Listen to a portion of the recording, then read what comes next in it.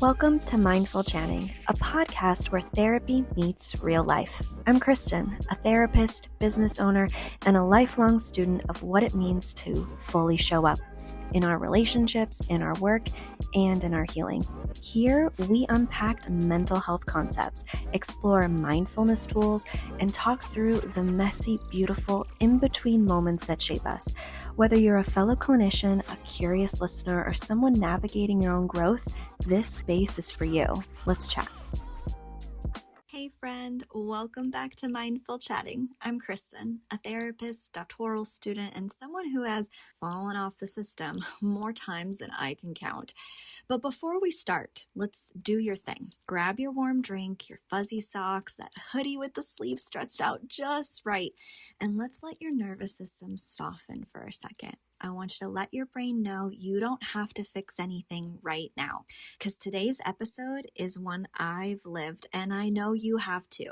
We're going to explore why the nervous system freezes that happens after burnout, why starting over is that myth, and how to build in restart rituals before you fall off again.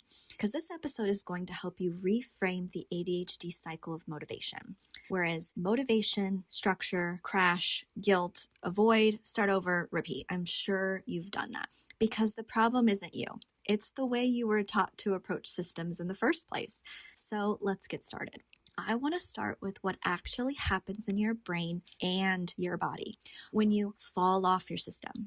Whether it's your planner, your routines, your workouts, your calendar, what's usually underneath that collapse is not laziness. It's actually a nervous system freeze response. And it happens after mental overload, physical exhaustion, maybe a week of emotional dysregulation, or even a series of small, subtle off days that just add up. ADHD brains are constantly navigating emotional residue. We don't just run out of energy, we run out of regulation. And when our routines rely on consistent executive functioning and emotional bandwidth, well, eventually we just shut down. That shutdown isn't weakness. It's your nervous system saying, I'm maxed out. I need pause, not pressure. Let's talk about the phrase we've all used. I just need to start over. It sounds motivating, right? But for ADHD brains, it's actually a trap. Why? Because starting over implies this idea that you failed, that you have to erase what came before, that you need a whole new system, and that you need to suddenly become the better, more disciplined version of yourself.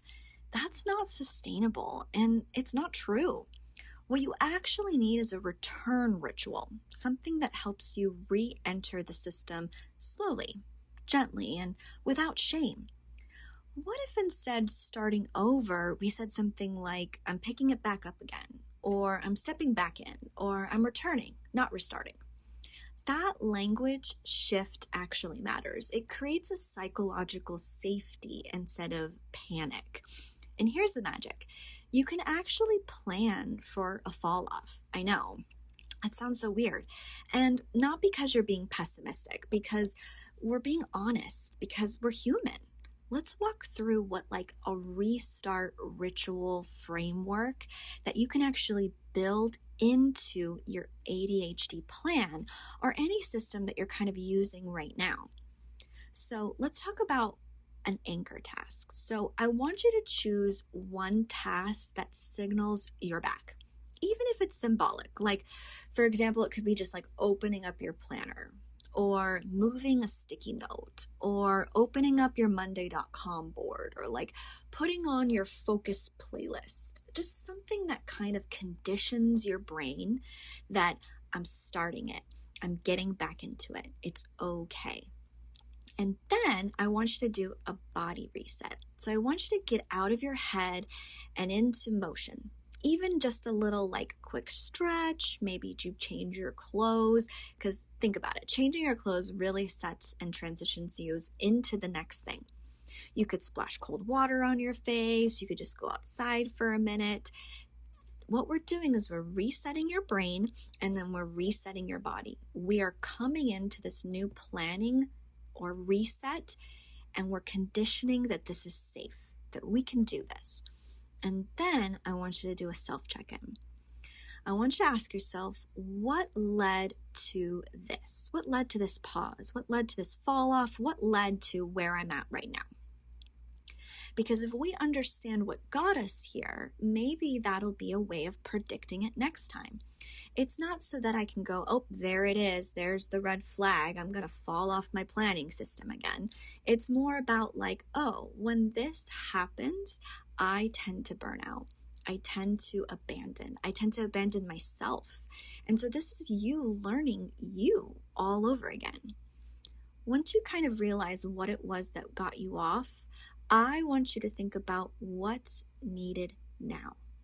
I don't need to just fall right back into the planning system. I need to know, what does my body and my mind, this ritual, this reset, need in order for me to go back into the routine and system that I fell off before.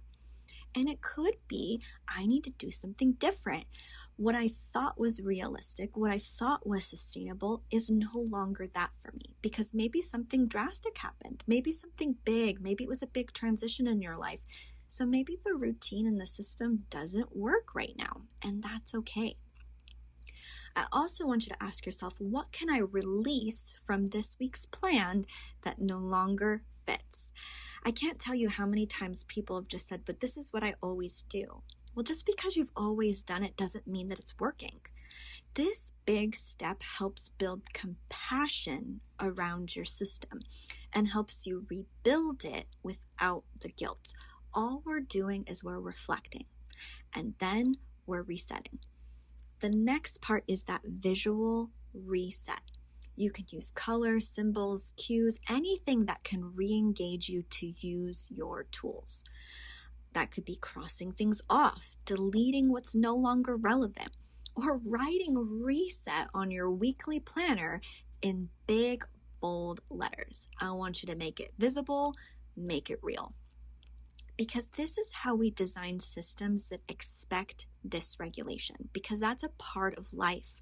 We have to start accepting the fact that we get dysregulated sometimes, and we need to make space for it instead of collapsing under it. Your system shouldn't punish you for being human. It should welcome you back. So if you've fallen off your system, because I know we all do, or if you're in a weird, foggy space where even opening your planner feels like too much, this is your reminder. You don't need to start over. You don't need to earn your way back. You just need one gentle step, and then the next, and then the next, one thing at a time. You're not broken. You're building a system that finally makes sense for your brain, not just your tasks. And that's where true productivity begins, not with pressure, but with presence. So next week, we're continuing our planning stack series with the 3-tier planning system. And we're going to talk about why ADHD brains need more than one planning view. And how do we keep your priorities visible without being overwhelming? And how to use simple tiering to manage multiple roles and rhythms of your life? Because let me tell you, I'm sure we have more than one role we're trying to delegate. And this is going to help you kind of tie it all in together. I want to remind you, the ADHD Planning Stack pilot is open. And if you've ever been nodding along for weeks thinking, I need this, or these episodes are exactly where I'm at, oh, I didn't think about that, now is your chance. The pilot course is officially open for enrollment, and you can learn how to build your own ADHD planning stack. I can teach you how to layer your tools for scheduling, time blocking, and task tracking that actually make sense for your brain. And we can finally create a system that supports you through real life, not just for those good days. Check the link in the show notes for the link if you're interested in joining our pilot course for free. This is your invitation to stop starting over and start building something sustainable that makes sense for you. I want you to thank you for showing up for yourself. Thank you for doing it. Even if you feel like you've fallen off, which we all have, you're here. And you're trying, and that matters more than any planner ever could. So until next time, take one small step forward, just one. And as always, I want you to be gentle with your mind.